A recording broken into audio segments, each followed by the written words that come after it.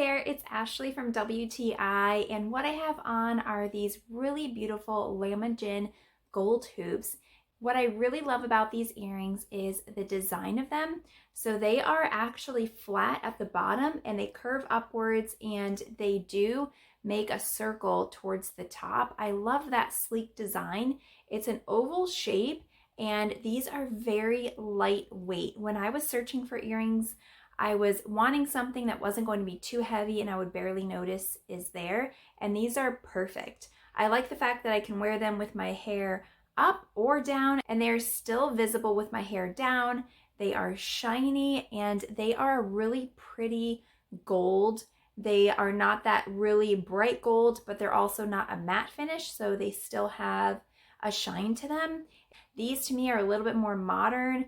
I have had the traditional circle ones for so long, but I am really loving this stylish design, and that is my point of view.